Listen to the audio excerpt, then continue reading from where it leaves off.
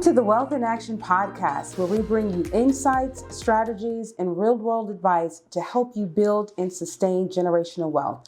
I'm your co-host, Charlie Fortson. I'm Shandana Johnson. And we're kicking off an exciting conversation about what it really takes to create wealth that lasts for generations.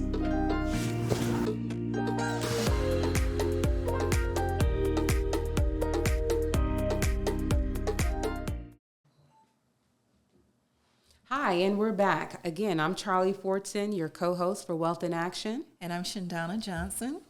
And we're going to start our conversation today talking about defining generational wealth. So when people hear the term generational wealth, they often think of trust funds and million-dollar inheritances. And sometimes they often think that generational wealth doesn't apply to them. So for you, Shandana, how do you define it?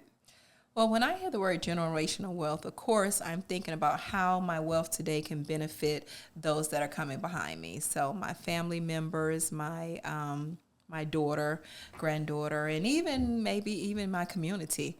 Building generational wealth. When I have heard the term in the past, I think we as a community generally have focused on one way in building or defining generational wealth. But generational wealth in actuality means how is it going to benefit those that are coming behind you? That's the way I look at generational wealth.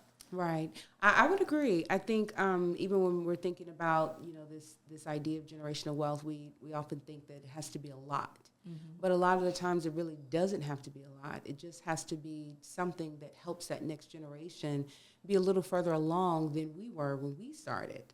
So let me ask you, what do you think are the biggest misconceptions about wealth building in our communities?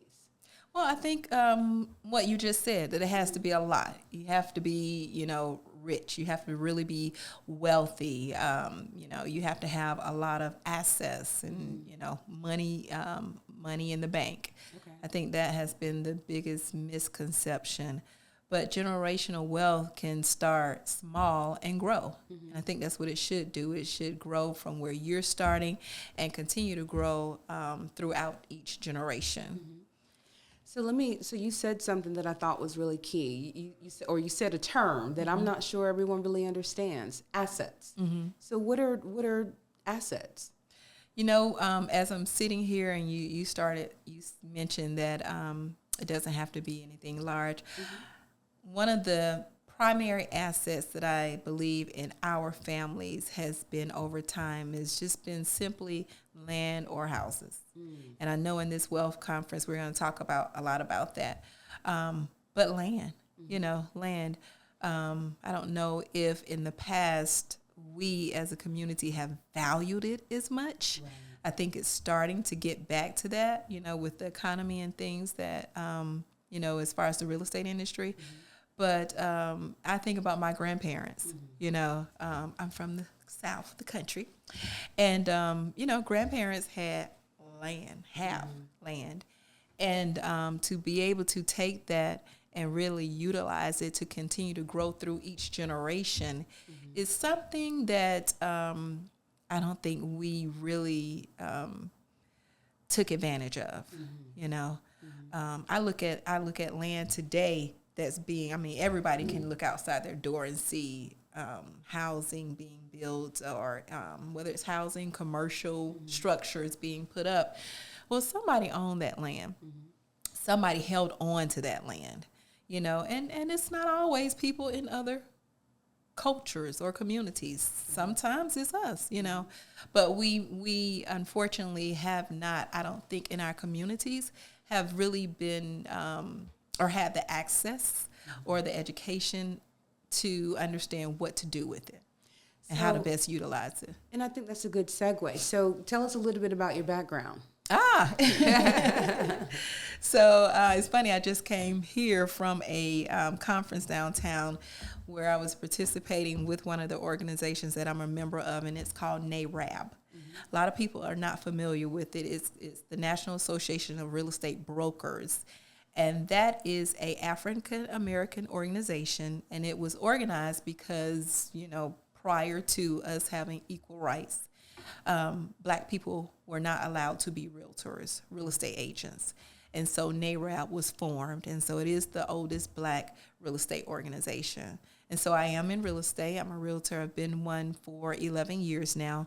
And prior to that, I always had a passion or a desire to invest. So I worked with some investors, but that is what I do. And so I was asked that question today: do you have a passion for what you do? Mm-hmm. When I first went into it, like I said, it was just about me trying to invest. Mm-hmm. But now I do have a passion for it because it is a great tool to build wealth. And it is a great way to educate our community about how to build wealth. So for someone starting with little or no wealth, what's the first step in changing their financial trajectory? Well, it's the mindset. Mm-hmm. It's definitely the mindset. It's funny, in my business, I have run across people, well, when I first got into business, not as much lately, but I would run across people, older people, and they would say, I don't believe in credit cards.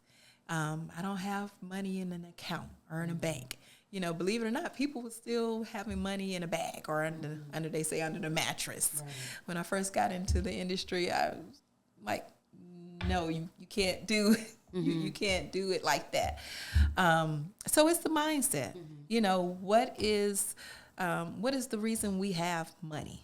Right. You know, what is the real reason we own real estate? You know, of course, everyone needs a place to lay their head, but what's the true meaning to owning real estate? Mm-hmm. And it is to define or help to build your wealth.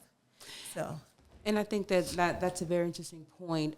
We, during our Wealth in Action conference that is taking place April 26, 10 a.m. to 3 p.m., we're going to delve into these types of topics. We're going to talk about, what it means to, why it's really important to own something. And how that really feeds into this ability to transfer what you have to generations to come. I think if we think about, even something as simple as, when you become a parent and you want your child to go to college, and you're thinking about, well, what are we putting in place to help that child go to college?